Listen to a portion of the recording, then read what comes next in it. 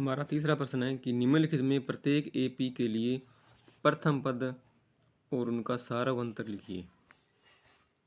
AP के लिए प्रथम पद और सारावंतर लिखना है। तो ये हमें एक समांतर श्रेणी इन्होंने पहले से दे रखी है। हमारी समांतर श्रेणी है 3 1 -1 और -3 और इसी प्रकार से। तो समांतर श्रेणी में जो पहला पद होता है वही उसका प्रथम पद होता है। प्रथम पद ए का मान इसके लिए हो गया 3। सारावंतर जो होता है वो पदों का अंतर होता है। अगर आपको एक सीरीज पूछा जाए कि ये समांतर श्रेणी है या नहीं है, तब तो हम सभी का अंतर निकालते हैं। और केवल यही पूछा जाए कि आप इसका सारावंतर बताओ, ये समांतर श्रेणी है, तो ये एक समांतर श्रेणी है और सारावंतर लिखना है, तो इन सब का अंतर जो है ना वो एक समान ही है। तो हम इसके लिए केवल एक ही अंतर निकाल लेंगे। सारावंतर डी का मान हो जाएगा A2 - A1। तो हम दूसरा पद जो है हमारे पास में एक इसमें से घटा देंगे माइनस का 3, तो बच गया -2।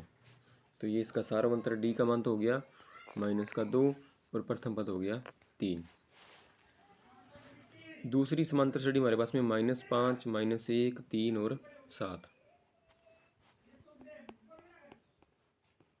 -5 -1 3 और 7। इसके लिए हमें प्रथम पद तो हमारा हो जाएगा, प्रथम पद ए तो हो गया -5 और सारावंतर डी -1 में से, यानी दूसरे पद में से हम घटाएंगे इसमें A2 - A1। तो -1 में से घटाएंगे हम -5। ये माइनस घटाने के लिए और ये वाला -5 के साथ में पहले से ही लगा हुआ है। तो -1 माइनस माइनस हो जाएगा प्लस का 5, 5 में 1 घटाएंगे तो आ जाएगा प्लस का 4। सारावंतर आप यहाँ से भी निकाल सकते हो, आप चाहो तो यहाँ से भी निकाल सकते हो। 7 में घटाएंगे 3 तो भी 4 बचेगा।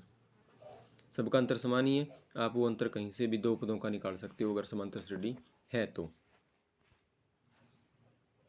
इसके लिए ए का मान तो हो गया -5, डी का मान हो गया 4।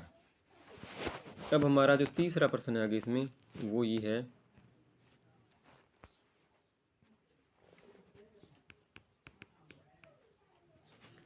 1/3, 5/3, 9/3 और 13/3।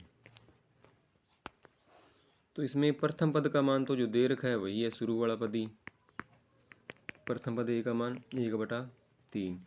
और जब हम इसके लिए निकालेंगे सारावंतर का मान, तो इसका सारावंतर हो जाएगा डी का मान A2 - A1। दूसरा पद हमारे पास में है 5/3, इसमें से 1/3 घटा देंगे। 5/3 माइनस 1/3, दोनों का हर समान है तो लघुत्तम आएगा 3। 5 - 1 अंश भी वही रहेगा, 5 में घटाएं 1 तो बच गया 4/3। आगे हमारा जो है चौथा प्रश्न इसका वो है 0.6, 1.7, 2.8 और 3.9। तो इसमें प्रथम पद जो है वो तो सेम ही रहेगा, पहला पद ही 0.6 और सारावंतर का मान आ जाएगा डी का मान A2 - A1। तो हम दूसरे पद में से पहला पद घटा देंगे। दूसरा पद हमारे पास में 1.7, इसमें से घटा देंगे 0.6, तो क्या बचेगा? 7 में 6 घटाएंगे बच गया 1, तो आ गया 1.1। तो ये हमारा तीसरा प्रश्न जो है वो कंप्लीट हो गया।